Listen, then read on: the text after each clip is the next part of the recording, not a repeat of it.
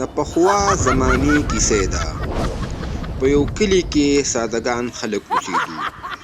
د هغې زندګي ډېره ساده وه.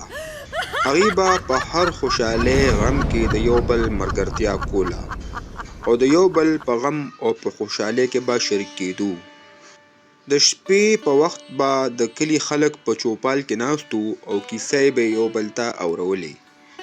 په دې کلي کې یوه بهادره او هوښیاره جونۍ اوسېده چې د هغې نوم عایشه و. عایشه د خپلې حوصلې او د عقل د وجې نه په ټول کلي کې مشهوره وه.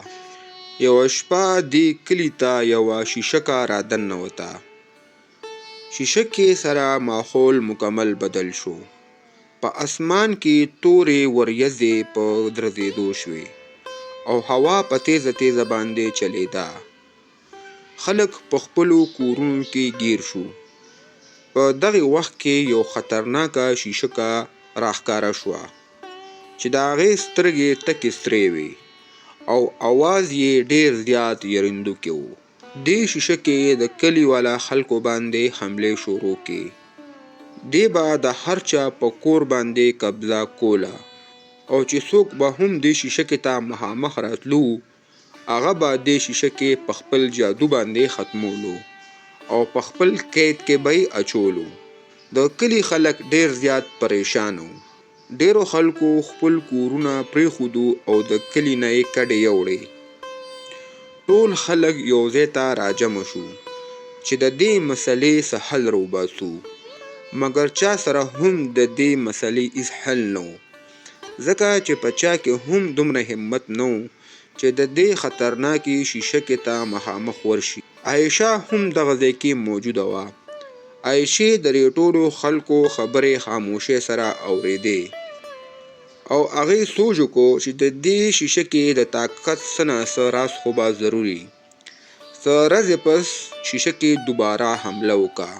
دې پیره شیشکې ډېره زیاته خطرناکه حمله وکړه. دې شیشکې د کلي والا خلکو په نورو کورونو باندې هم قبضه وکړه.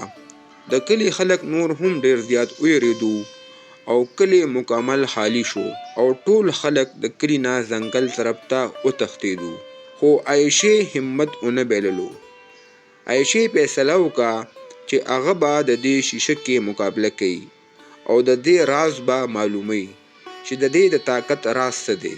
یوه شپه عایشه په پټه باندې هغه ځای ته لاړه چې په کوم ځای کې به شیشکه اوسېده. دا شیشکه په یو زوړ کندر کې اوسېده. عایشې د لرې نه وکتو چې د دې شیشکې په غاړه کې یو تعویذ دی چې د هغې نه تکه شنه رڼا راوځي. چې کله به هم دې شیشکې څه جادو کولو نو د دې تعویذ نه به رڼا راوته. عایشه پوه شوه چې په دې تعویذ کې څه نه څه طاقت خو شته او هغې سوچ وکړو چې کیدای شي همدا تعویذ د دې شیشکې د طاقت راځي. په بله ورځ باندې عایشې منصوبه جوړه کړه. عایشې ځان سره څه ملګري رایوځای کړو او ټول یې پوه کړو چې تاسو به د شیشکې توجه زما نه لرې کوئ او زه به د دې په تعویذ باندې حمله کوم چې دا تعویذ دې را لرې کړم. دا ټول ملګري دغه کندر ته لاړو. د عایشې ملګرو شور جوړ کړو چې دا شیشکه دې پسې راشي. شیشکه په غوسه کې بار راووته او د دې پسې یې منډې شروع کړې. په دې دوران باندې عایشه په پټه باندې دننه لاړه. عایشه ډېره زیاته یریده خو څه یې کړی وې هغې سره بله لار هم نه وه. عایشه دې شیشکې ته په مزه مزه باندې روغونتې راغله او اچانک یې د دې د غاړې نه هغه تعویذ د رالرې کولو کوشش وکړو. خو چې څنګه عایشې د شیشکې د غاړې نه تعویذ رالرې کولو نو د هغې نه لاندې یو بل تعویذ هم و. دا یو تعویذ نه و بلکې دوه درې تعویذونه و چې شیشکې یو په یو باندې په غاړه کې اچولي وو. خو په آخره کې عایشه کامیابه شوه او دغه ټول تعویذونه یې د شیشکې د غاړې نه رالرې کړو. څنګه چې عایشې تعویذونه رالرې کړو نو شیشکه ډېره زیاته کمزوره شوه او د شیشکې اواز بدل شو او هغه ډېره زیاته ویرېده. د شیشکې ټول جادویي طاقت ختم شو او چې د چا په کورونو باندې دې شیشکې قبضه کړې وه هغه ټول کورونه کلیواله خلکو ته واپس ملو شو او کم خلک چې دې شیشه کې قید کړی وو هغه هم رها شو.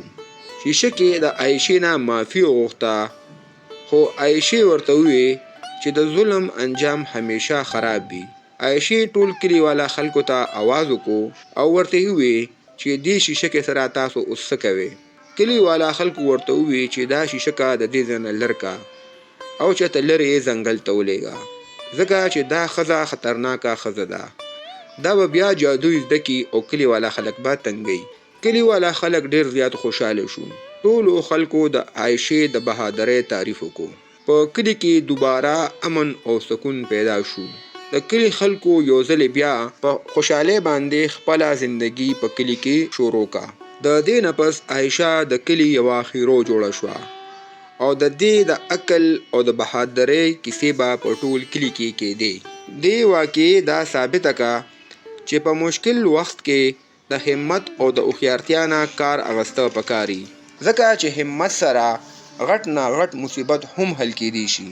د دې نه پس به چې په کلي کې څه هم مسله راتله نو خلک به عایشې ته راتلو او د عایشې نه به یې مشورې اخیستلې. د دې نه پس به د کلي خلکو د عایشې ډېر عزت کولو